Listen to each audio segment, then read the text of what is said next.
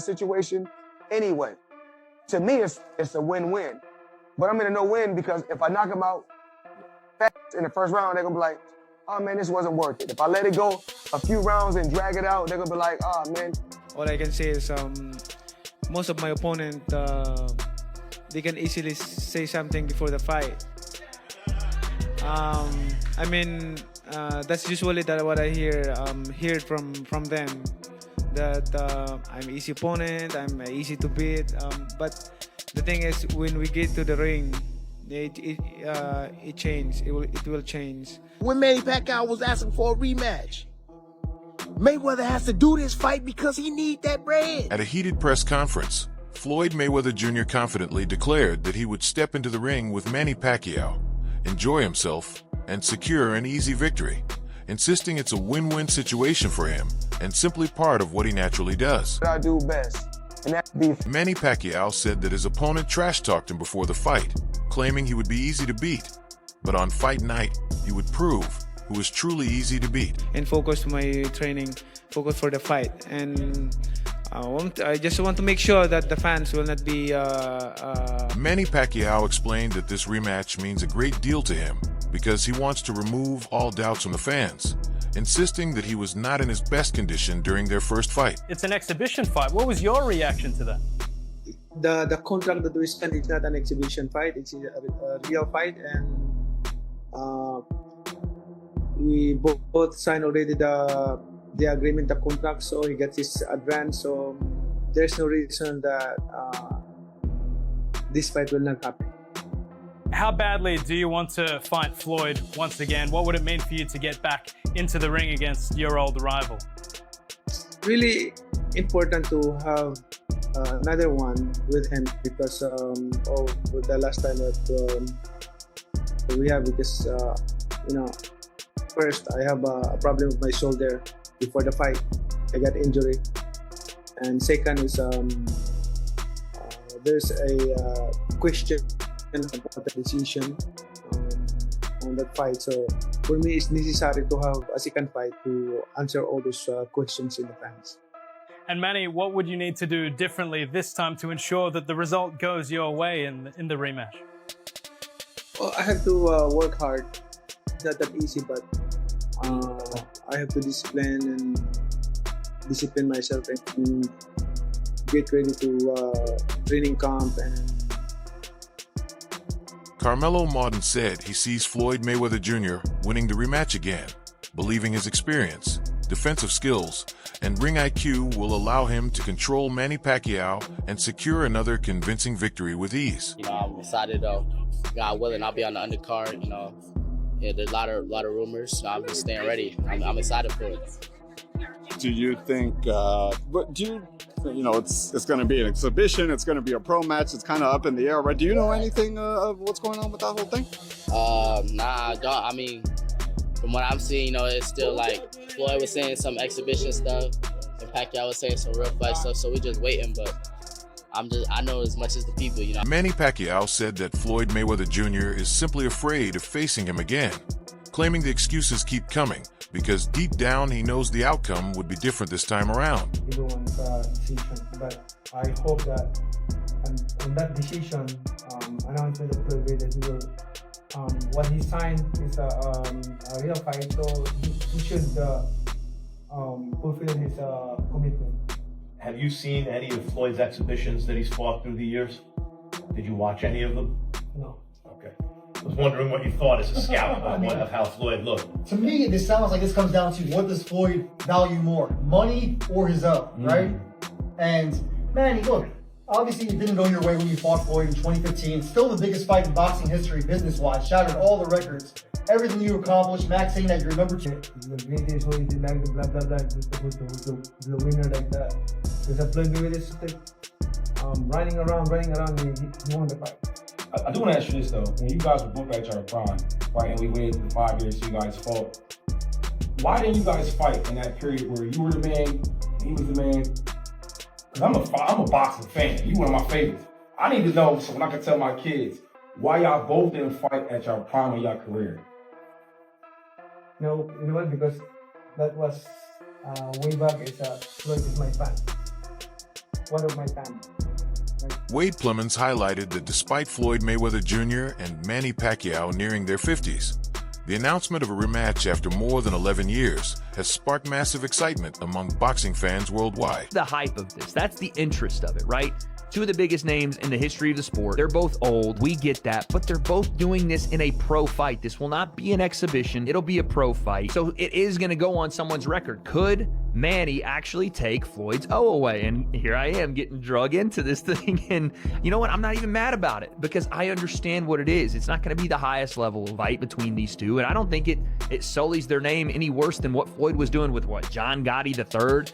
No offense to top 3 black person of all time, but Deji, some other fights that no one really watched or cared about. Floyd did that to himself, but he still has the drawing power across from his greatest rival. He added that this long-awaited rematch will finally settle the debate once and for all, giving both legends a chance to prove who truly is the better fighter in the ring. His skill further in life than Floyd did and put one blemish on Floyd's record. That's why you're watching this. It's not because they're at world championship level. It's not because they're even at, domestic level. Whatever the level they're at, it'll be somewhat of an even playing field, and it won't be an exhibition.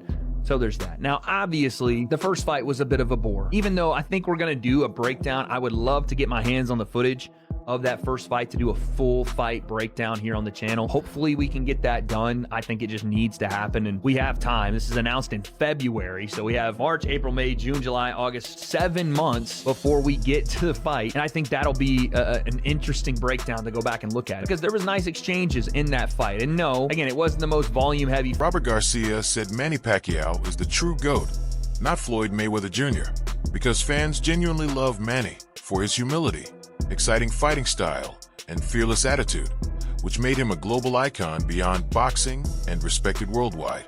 Mike Tyson says something.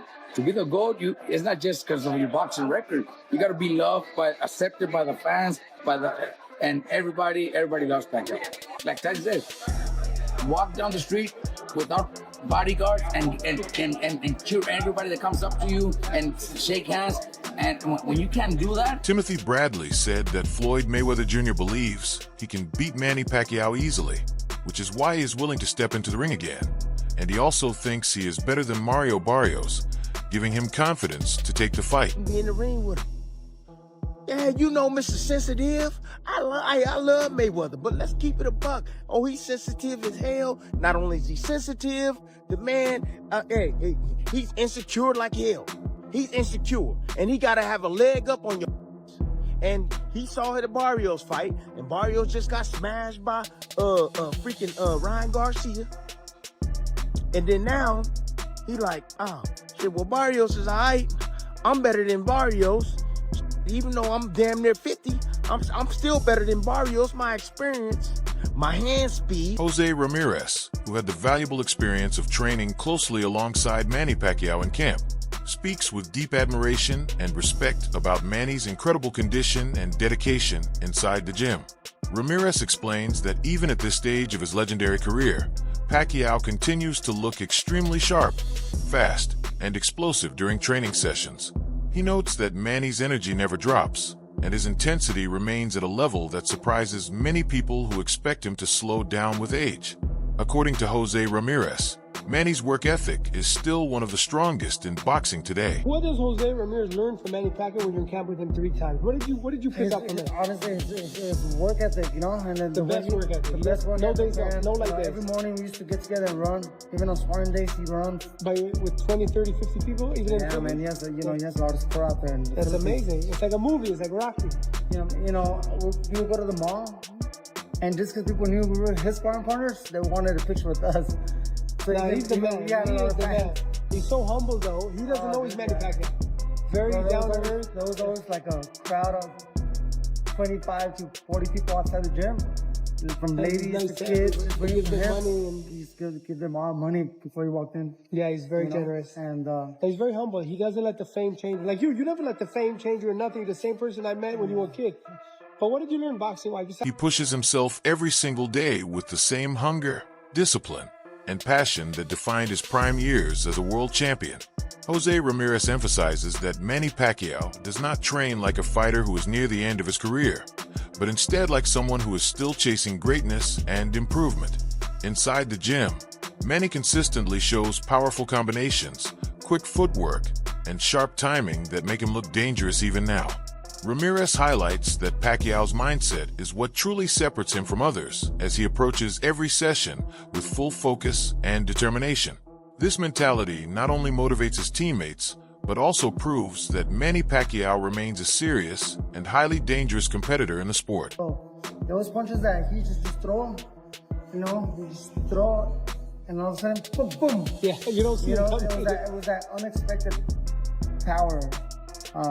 But it was put together by a combination of punches too. So his feet set it up.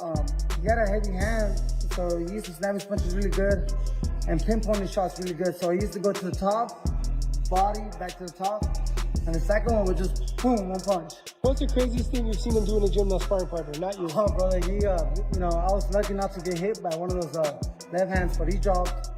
Everybody. Every camp, he would drop one fighter, one sparring partner. And that's like clean. And they don't come back next camp.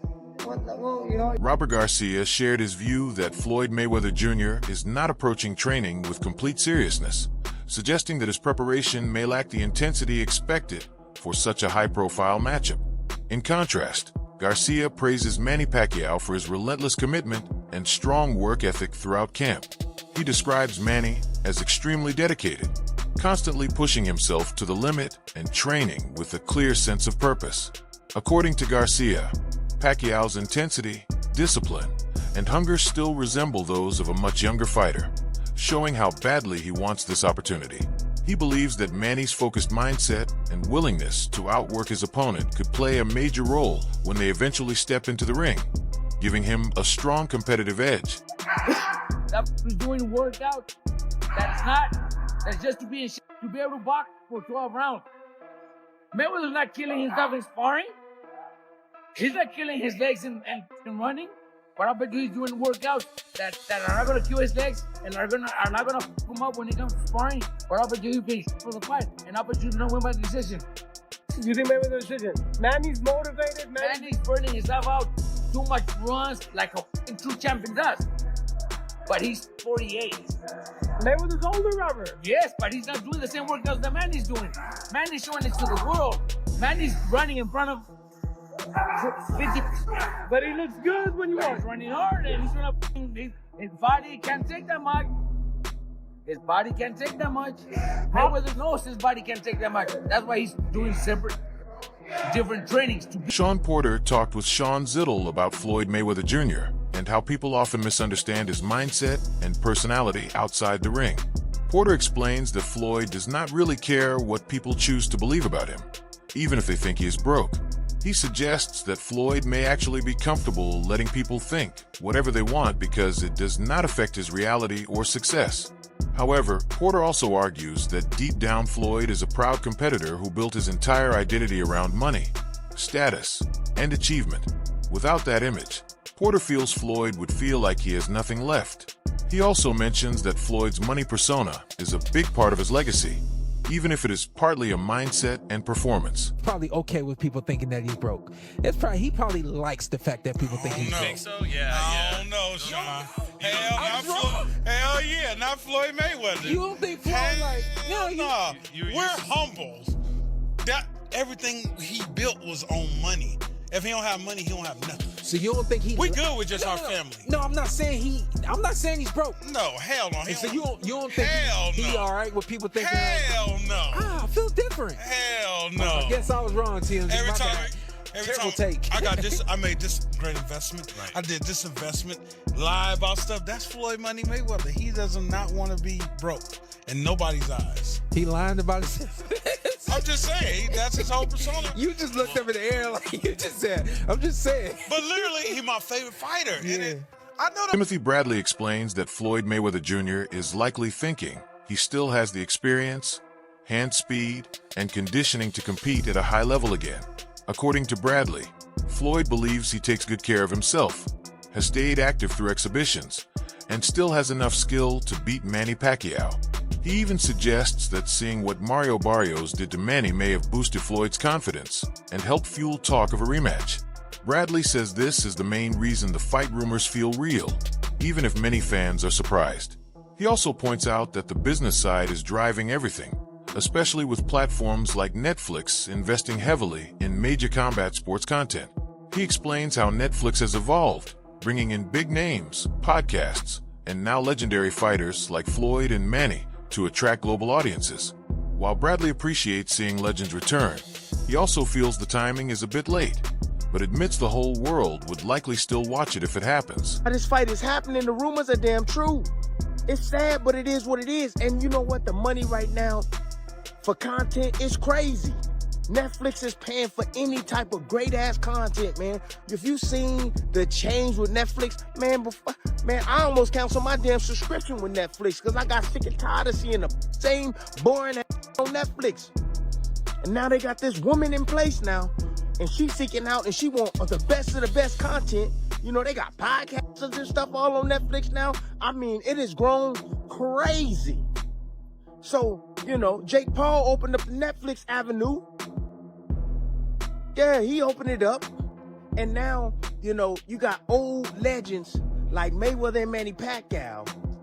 Yeah, now they get their chance. Luke Thomas reacts to the fight highlight and explains how modern boxing and streaming platforms are changing the sport's incentives.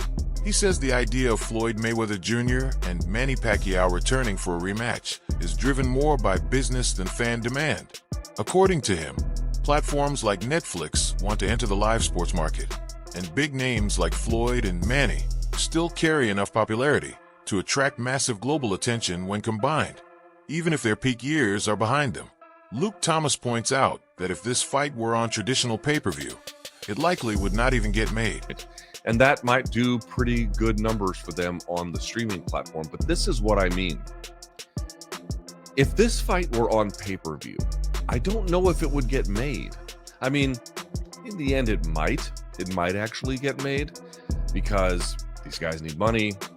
There might be enough people who buy it to kind of make it work, or to, at a bare minimum, get an investor to put the money up. They lose their money, but some effort at making it is possible. But that would be a much harder slog. This fight doesn't have that problem. You don't have to pay for pay-per-view. Yes, you have to have a Netflix subscription, but a lot of people do. It's the biggest streaming platform in the world. The incentive structure in place. The high-cost barrier would discourage viewers, and investors might hesitate to risk funding it. However, with streaming, especially on a platform as large as Netflix, that barrier is removed, making it easier for audiences to tune in casually. Luke Thomas also critiques this trend, arguing that lowering the entry cost has led to more questionable fights being produced. He references examples like Jake Paul events, including his bout with Mike Tyson, which drew huge numbers but delivered poor in-ring quality. In Luke Thomas's view, the same concern applies here. Nobody is truly asking for a second Floyd Mayweather Jr. versus Manny Pacquiao fight, even if the business logic behind it is strong. Jake Paul is a great example of this. Jake Paul has the fight with Anthony Joshua, which was, you know, a little bit more desirable in the sense that people wanted to see Joshua knock him out, which to an extent you got. But like, for example, the Jake Paul versus Mike Tyson fight, huge audience, well over 100 million global audience. One of the worst fights you've ever seen in your life. Absolute dreadful waste of time. I don't know what you're going to get with Carano and Rousey. That might be a little bit better because it could be shorter at a bare minimum. Rousey could throw her, armbar her, and the whole thing could come to a close. But certainly nobody is asking for it. And I got to tell you, nobody was asking for Floyd Mayweather